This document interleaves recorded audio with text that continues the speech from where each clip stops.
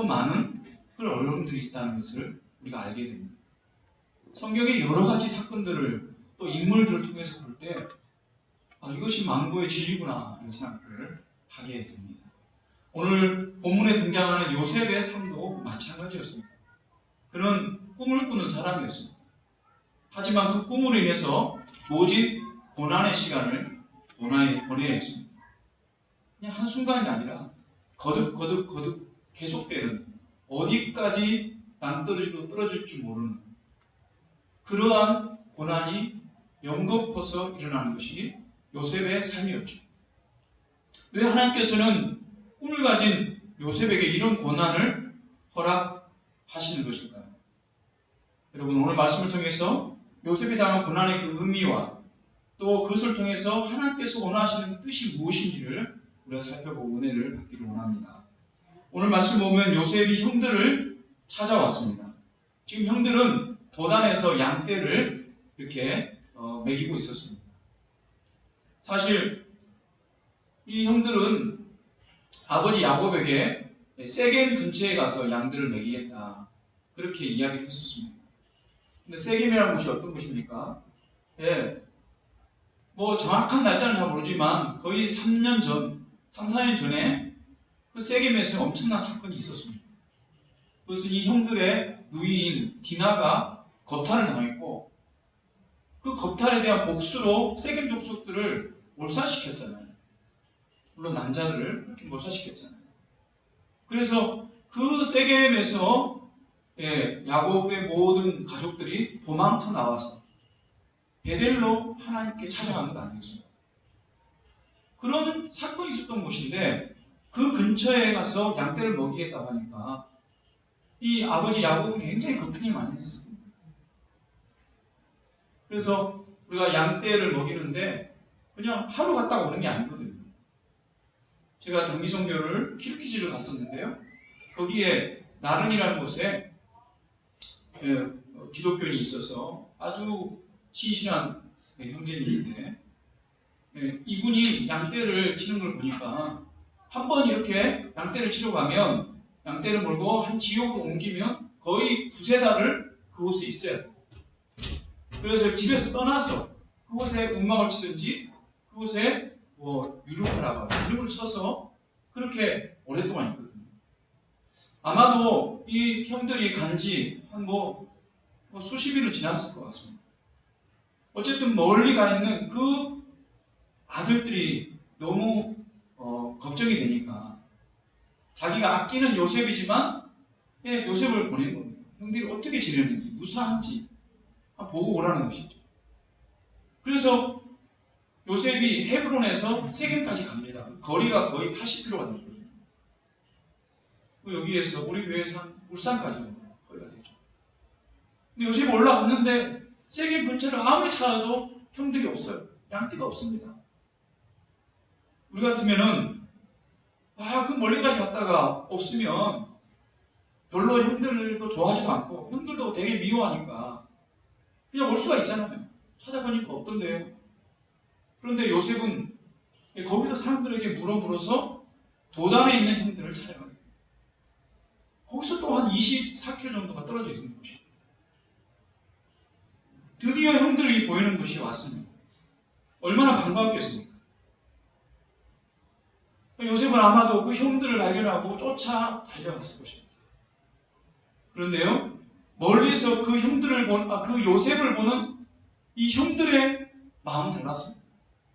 오늘 말씀 18절에 보면 요셉이 그들에게 가까이 오기 전에 그들이 요셉을 멀리서 보고 죽이기를 꾀하였다. 그랬습니다. 그 멀리서 아버지 명을 받아가지고 자기들의 안부를 살피러 오는 그 동생을 보면서 반가워야 되잖아요. 그런데 동생의 실옷을 보고 저놈이 오네? 저거 이번 기회에 죽여버리자. 그렇게 했다고 하는 것입니다. 비록 이복 동생이지만 자신들의 혈육 아닙니까? 아무리 미워해도 그렇지. 죽이기로 꾀했다. 그랬습니다. 물론 그 바탕에는 아버지 야곱이 편애한 그런 것이 원인일 수가 있습니다. 그래서 형들은 이미 나이가 많기 때문에 집안사를 잘 알고 있죠. 아버지가 큰어머니 레아보다 이 둘째 어머니 라헬을 더 좋아하고 편애했다. 거기다가 그 어머니가 낳은 이 요셉을 더 편애해가지고 채색옷을 만들어 입혀줬다. 이거 특별 대우죠. 그러니까 미운 털이 아예 박힌 것이죠. 그런데 그런 미운 그 편애 때문에, 그 미움 때문에 요셉을 죽이려고 했던 건 아닙니다. 그 결정적인 이유는 다른 데 있었습니다. 그게 뭡니까? 오늘 19절 20절 말씀을 보면 서로 이르되 꿈꾸는 자가 온도다. 자, 그를 죽여 한 구덩이에 던지고 우리가 말하기를 악한 짐승이 그를 잡아먹었다 하자. 그의 꿈이 어떻게 되는지 우리가 볼 것이니라. 이게 무슨 말입니까? 꿈 때문에 죽이고 싶었다는 거죠. 그 꿈이 어떻게 되는 거 보자. 잘도 되겠다. 그 꿈을 뭉개버리기 위해서 죽이겠다는 거죠. 요셉이 두 번 꿈을 꾸었습니다. 하나는 곡식을 추수했는데 요셉의 단은 서 있고 다른 형들의 단이 그 요셉의 단을 향해서 절을 하는 꿈이죠. 두 번째 꿈은 뭡니까? 해와 달과 11별, 형제들을 말하죠. 11별이 요셉에게 절을 하는 그런 꿈이었습니다. 이 두 개의 꿈을 요셉은 자랑하듯이 그 형들에게 이야기했습니다. 형들이 이 이야기를 들었을 때 어떻게 했습니까? 안 그래도 미우털이 바뀌었는데 자신들이 한참 아래의 동생한테 절을 한다. 그것도 엄마 아빠도 절을 한다. 그 상상해 볼 때 참 어처구니 없지만 더 기분 나쁘고 정말 이거는 있을 수 없는 일이라 생각했겠죠. 왜냐하면 그 꿈을 지배관계로 생각한 것입니다. 요셉이 높아지고 자신들은 그의 종이 되어서 절을 하는 것입니다. 그래서 이 미운 놈이 우리를 지배한다고 생각하니까 이건 절대로 용서할 수 없는 그런 상황이 되는 것이죠. 그래서 그 꿈이 미운 것입니다. 그러나 사실 꿈이라는 것은 자기가 꾸고 싶어서 꾸는 게 아니지 않습니까? 내가 대죽꿈을 꾸고 싶다 해서 대죽꿈이 꾸어집니까? 이 꿈이라는 거 하는 것은 내가 하고 싶어서 꾸어지는 꿈이 아닙니다. 특별히 하나님께서 주시는 꿈이라고 하는 것은 특별한 상황 가운데서 하나님의 뜻이 있어야 주시는 꿈입니다. 그래서 우리는 뭐라고 합니까? 비전이라고 합니다. 우리가 오늘 본문의 말씀을 보고 많은 분들이 설교하는 것을 보면 우리도 요셉처럼 꿈을 가지자 이런 설교를 참 많이 해요. 우리도 요셉처럼 꿈을 가지자. 요셉이 꿈을 가진 겁니까? 요셉처럼 비전을 가지자. 근데 저는 오늘 말씀에서는 그게 해당되지 않는다고 생각합니다. 오히려 하나님께서 주신 꿈을 이루자 이런 말이 되죠. 이것은 요셉이 하고 싶어서 하는 꿈이 아니라 하나님께 주신 꿈인데 그 꿈에는 하나님의 계획이 있다는 것입니다. 그 계획이 무엇입니까? 이 꿈의 비전, 이 꿈의 핵심, 이 비전의 핵심이 무엇입니까? 그것은 바로 그 형제들을 돕기 위한 것입니다. 그 가족을 구원하기 위한 것입니다. 그 민족을 구원하기 위한 꿈이죠. 요셉이 높게 돼가지고 그 형제들을 다스리는 꿈이 아닌 거예요.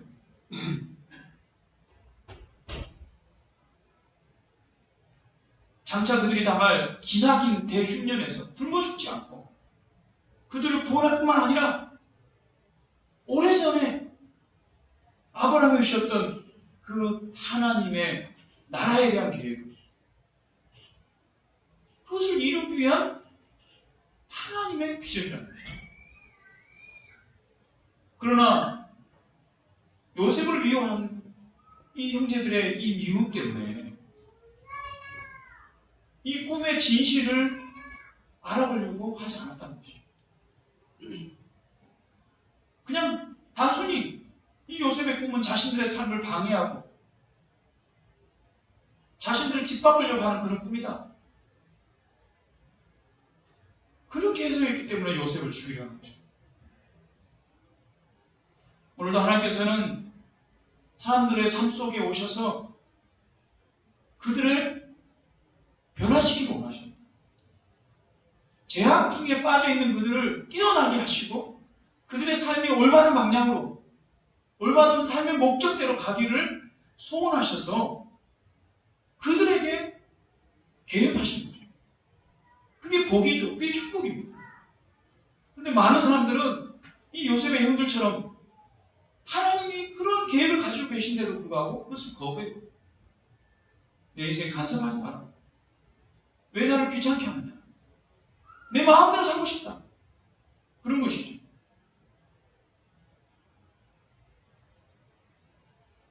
성도들에게도 마찬가지입니다. 하나님께서는 성도들에게 꿈을 주십니다. 말씀을 통해서 주시기도 하고요. 설교를 통해 주시기도 하십니다. 또는 성경 말씀을 읽을 때 주시기도 하시고 때로는 꿈을 밤중에 잘 때 꿈을 통해서도 주시기도 하십니다. 근데 여러분 그 꿈을 어떻게 갑니까?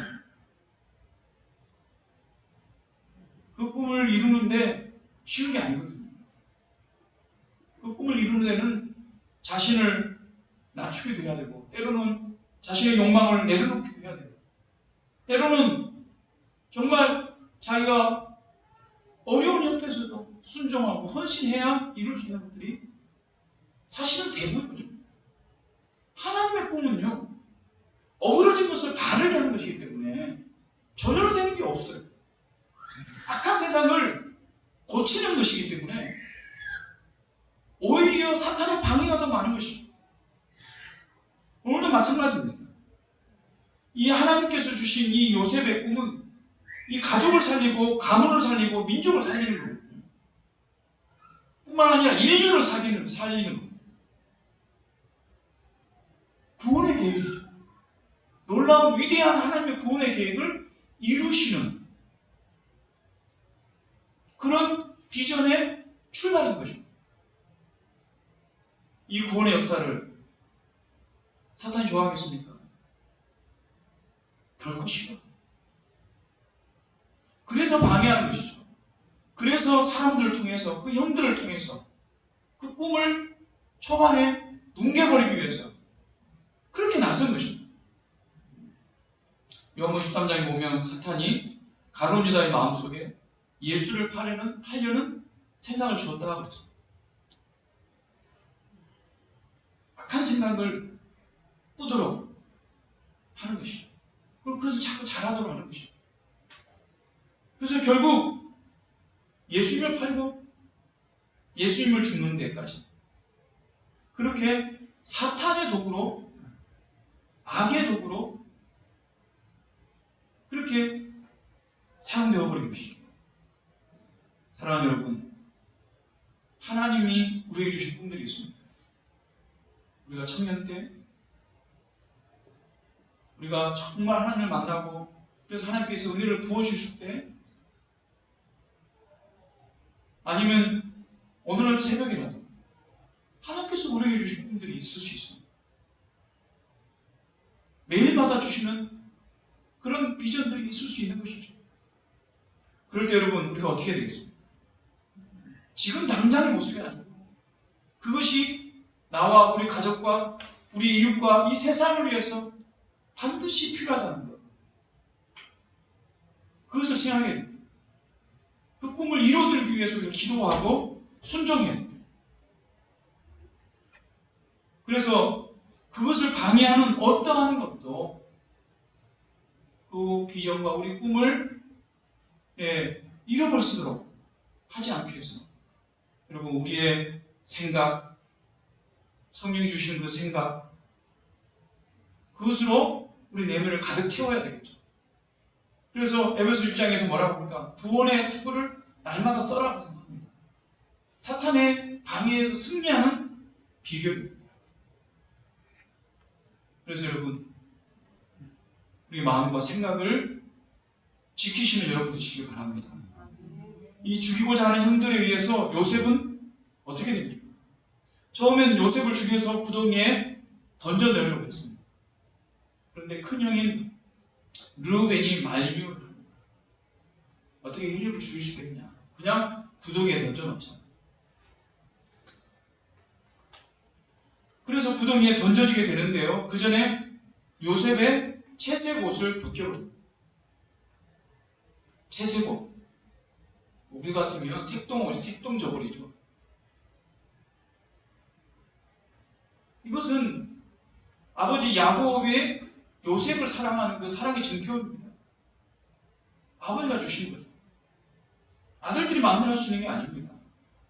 그런데 다른 아들들에게는 증오의 증표입니다. 그래서 그걸 잡아 뜯었는지 어떻게 그 옷을 잡아 벗겨서 구덩이에 던졌어요. 성경에서 구덩이는 희망이 없는 장소를 상징합니다. 깊은 수렁, 깊은 구덩이. 예레미야도 구덩이에 빠져서 죽을 뻔했죠. 이제 요셉은 아버지의 그 사랑의 증표도 잃어버리고 그 사랑의 영광도 잃어버리고 희망도 없는 구덩이에 떨어졌습니다. 거기에서 줄이고 목마르고 그를 구원해줄 자가 없다고 한다면 그냥 죽게 되어 있겠죠. 그런데 요셉의 고난은 여기서 끝나지 않고 인생의 더 깊은 나락으로 빠져 들어갑니다. 그것은 형들이 미디안 상인들에게 은 20에 그를 팔아버렸죠. 그리고 그 팔아서 노예로 팔려간 그곳에서도 계속된 고난을 당합니다. 하나님이 선택하시고 그리고 하나님께서 꿈을 주신 이 사람이 왜 이 악한 사람들의 손에서 보호를 받아야지 이런 고난을 받을 수밖에 없는 것입니다. 왜 하나님께서 이런 고난을 허락하십니까? 그 이유가 무엇이라고 생각하십니까? 여러분, 다윗의 경우를 한번 생각할 필요가 있습니다. 다윗은 15세 경쯤에 사무엘 선지자를 통해서 왕의 기름 부음을 받았습니다. 왕의 기름을 받았어요. 그러면 순종하게 다윗이 왕이 되어야 되지 않겠습니까? 근데 그렇지 않았습니다. 다윗은 사울 왕의 신하가 되어서 오랜 시간 동안 고통을 당했습니다. 그 미움과 질투 때문에 궁에서 쫓겨나고 도망다니고 광야를 헤매고 또 적진에 원수의 나라에 가서 미친 채 하고 또 그 왕의 부하가 되어서 정말 마음 졸이며 언제 죽을지 모르는 그런 상황 가운데 살았습니다. 그래서 그가 그 피난 때 썼던 그 시편들을 읽어보면 얼마나 마음이 처절하고 아픈지 그걸 알 수가 있죠. 하나님께서 왜 다윗에게 이런 고난을 허락하셨습니까? 그것도 왕이 되겠다는 그 기름 부음을 주시고 난 다음에 이런 고난의 나락으로 떨어지도록 내버려 두셨나 이 말이죠. 우린 잘 이해할 수 없습니다. 그런데 분명한 것이 있습니다. 그것은 뭐냐면 다윗은 이 고난의 기간 동안에 하나님을 더 깊이 만났다는 것입니다. 이 고난의 기간 동안에 하나님의 사랑을 더 깊이 깨달았습니다. 그래서 이스라엘 역사 가운데서 하나님의 마음에 가장 하나님 마음에 합한 왕이라고 칭송을 받는 다윗이 되었습니다. 그리고 다윗을 통해서 하나님께서 놀라운 역사들을 일으켜서 하나님께서 영광 받으시는 그러한 역사들을 일으켰지 않습니까? 그래서 우리가 유추해 볼 수 있는 것은 다윗에게 이 고난을 허락하신 것은 다윗을 죽이기 위한 것이 아니에요. 다윗을 심판해서 징계해서 사탄의 종으로 멸망의 자식으로 만들려고 했던 것이 아니라는 것을 우리가 압니다.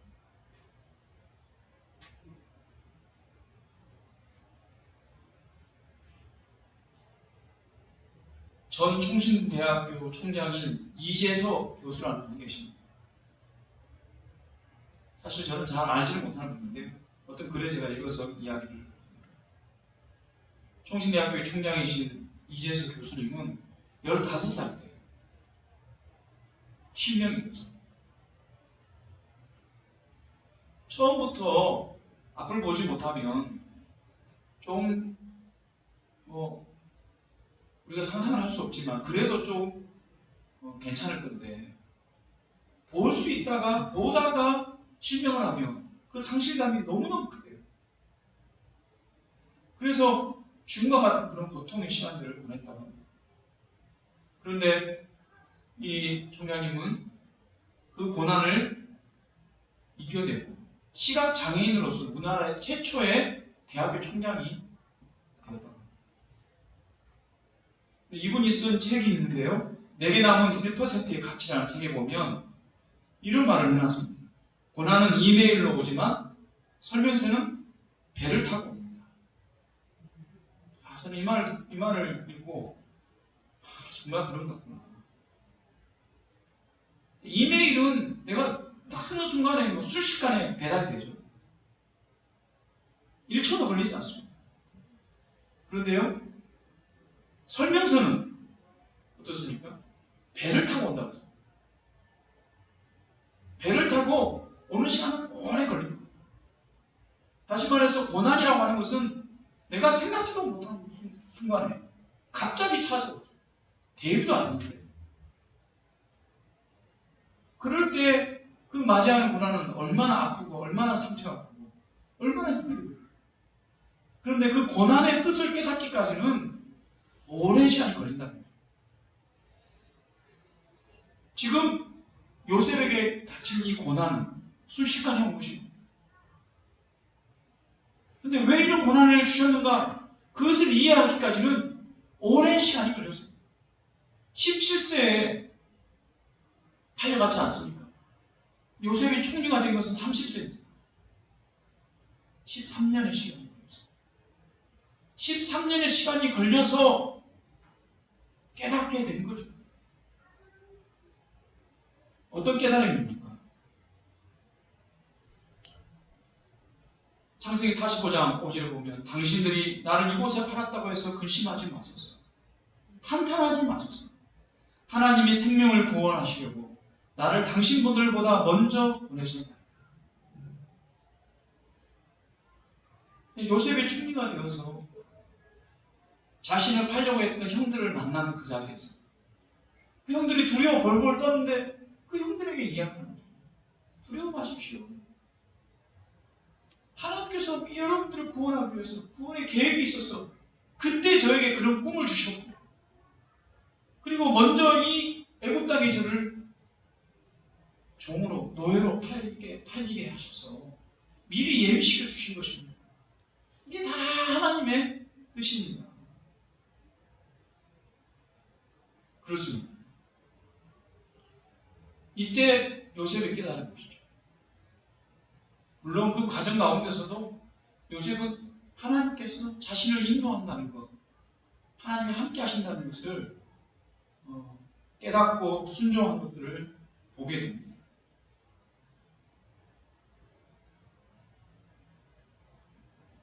요셉에게 하나님은 왜 이런 고난을 허락하셨을까요? 가장 중요한 것은 요셉으로 말미암아 하나님의 사람, 하나님을 섬기고 하나님을 높여드리는 사람으로 준비되게 하시기 위해서. 그렇게 요셉을 그 구원의 계획 가운데, 그런 온대한 계획 가운데 놓여지게 했다고 하는 거죠. 만약 그 꿈을 이룬다 할지라도 하나님을 온전히 섬기는 사람이 되지 못하고 한다고 한다면 요셉이 총리가 되어서 어떻게 변할지 누가? 요셉이 총리가 되어서 아무리 높은 자리에 올라갔다 해도 하나님의 사람이 아니라고 한다면 이스라엘이라는 나라가 그렇게 든든하게 세워지지는 않았을 것입니다. 이 어려움을 통해서, 이 고난을 통해서 철저하게 하나님만을 의지하는 사람, 하나님의 영광을 위해서 존재하는 사람, 그러한 성숙한 백성으로 그를 다듬기 위해서 이런 고난을 주셨다고 우리가 생각을 해요. 결코 틀린 것이 아니라고 생각합니다. 사랑하는 여러분, 혹 우리 안에 이런 어려움이 있습니까? 이런 고난이 있습니까? 하나님을 위해서 열심히 섬기고자 하는데, 하나님을 열심히 예배하고자 하는데, 하나님을 위해서 열심히 살려고 하는데 자꾸만 어려움이 생기고 내 뜻대로 되지 않고 정말 힘든 일이 쌓여갑니다. 여러분, 하나님의 계획이 수준이 있습니다. 우리를 성숙시키시고 우리를 더 나은 주님의 백성으로 삼아주셔서 결국 내가 기도했던, 우리가 기도했던 그 꿈을 이루실 줄로 믿습니다. 하나님의 그 선하심을 믿으시고 끝까지 순종하며 인내하며 고난의 긴 터널을 믿음으로 이겨나가시는 저와 여러분 되시길 주님으로 축원합니다. 요셉이 가난한 형들에 의해서 노예로 팔리는 그런 비극적인 이야기, 그 이야기는 어떻게 끝납니까? 바로 36절에 보면 미디안 사람이 애굽에서 바로의 신하 시위대장 보디발에게 요셉을 팔았다. 그래서 애굽 왕 바로의 시위대장인 보디발에게 노예로 팔려갑니다. 이 36절의 이 한 구절이 어떻게 보면 더 큰 고난을 당하겠구나, 그런 생각이 들 수도 있죠. 그런데 어떻게 보면 이 한 구절에서 우리는 희망을 찾습니다. 왜냐하면 이 보디발이라는 단어를 들으면서 이 이야기가 어떻게 전개되는지 우리는 알지 않습니까? 보디발은 애굽 왕의 친위 대장이었습니다. 시위 대장이었습니다. 그렇기 때문에 이 친위 대장의 감옥에는 왕의 신하들이, 범죄한 신하들이죠. 그들이 수감이 되어 있는 것이죠. 요셉이 그곳에 가게 되면서부터 애굽 왕을 만날 수 있는 기회가 생기게 되었고, 결국 애굽 왕의 꿈을 해석해 주므로 총리 자리에 오르게 되었습니다. 그 시간은 오랜 시간이 걸렸죠. 그 오랜 시간 동안에 어려움이 많았습니다. 어떻게 보면 점점점 더 나락으로 떨어지는 것 같은 그러한 고난의 삶이었습니다. 하지만 하나님의 선하신 손길, 하나님의 역사는 더욱더 크게 그 길을 분명하게 도우시고 있다는 것을 보게 됩니다. 우리가 이 요셉의 이야기를 다 알고 보니까 우리는 점점 더 하나님께서 원래 계획했던 그 꿈대로 이뤄가고 있구나 하는 것을 보게 되죠. 근데 요셉의 입장에서는 어떻습니까? 점점 더 어두운 구렁텅이로 빠져가는 것을 헤어나갈 길이 없는. 그런데 하나님은 그러한 고난들을 선용하셔서 그것을 아름답게 엮어서 그 꿈이 이루어지는데 사용하신 것을 보게 됩니다. 요셉을 애굽에 보낸 하나님의 구원의 계획은 무엇입니까? 창세기 15장에 아브라함에게 말씀하셨던 그 약속의 말씀이죠. 여호와께서 아브라함에게 이르시되 너는 반드시 알라. 내 자손이 이방에서 계게 되어 그들을 섬기겠고 그들은 400년 동안 내 자손을 괴롭히리라. 400년 동안에 이스라엘 백성, 야곱의 자손들이 정말 애굽에서 있어야 될 그 예언의 말씀이 요셉을 통해서 이루어지는 것입니다. 요셉을 통해서 그 형들뿐만 아니라 아버지, 어머니, 모든 종들이 다 와서 애굽에서 편하게 지냈습니다. 고센 땅이라는 곳에서 왕의 간섭을 받지 않고 그곳에 지낼 때 한 민족을 이룬 만큼 야곱 족속이 그렇게 번창하게 된 것입니다. 그것은 하나님께서 인류를 구원할 구원의 계획 가운데 정말 중요한 이스라엘 나라를 만드는 그러한 일을 이루기 위해 하신 하나님의 계획이었습니다.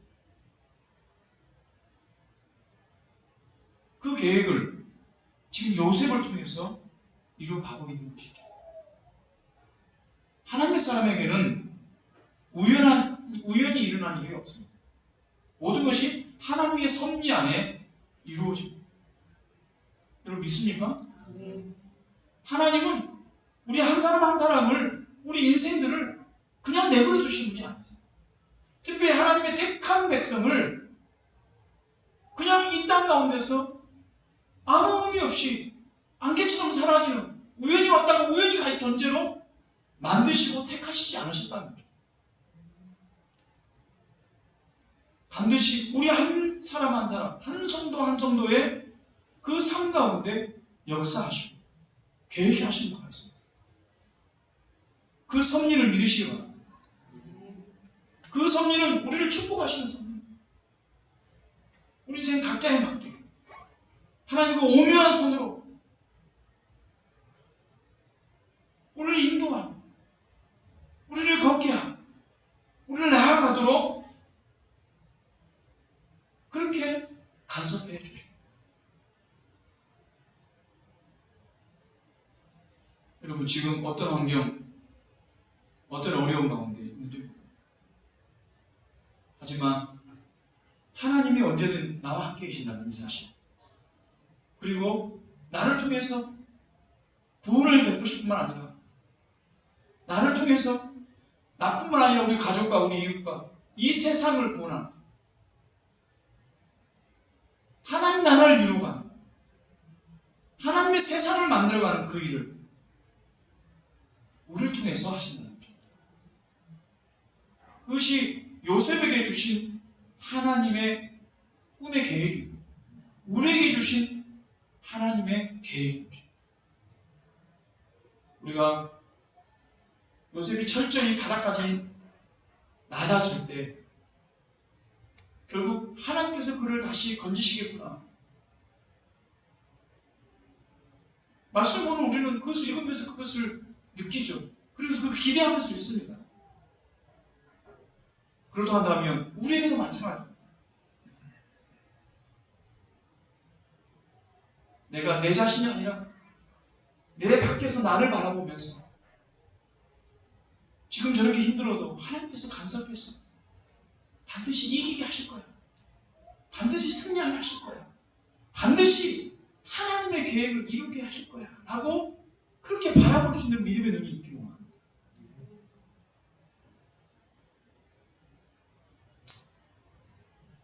말씀 마치겠습니다. 위대한 설교가인 찰스 스펄전 목사님은 이런 말씀하셨습니다. 하나님께서 한 인간을 위대하게 만드시고자 할 때 항상 그를 맨 처음 조각조각 철저하게 깨뜨리신다는 사실은 이상한 일이 아닙니다. 바로 그것이 하나님께서 쓰시는 방법입니다. 하나님께서는 당신에게 음식을 먹이기 전에 먼저 배고프게 만드십니다. 옷을 입히시기 전에 먼저 옷을 벗기십니다.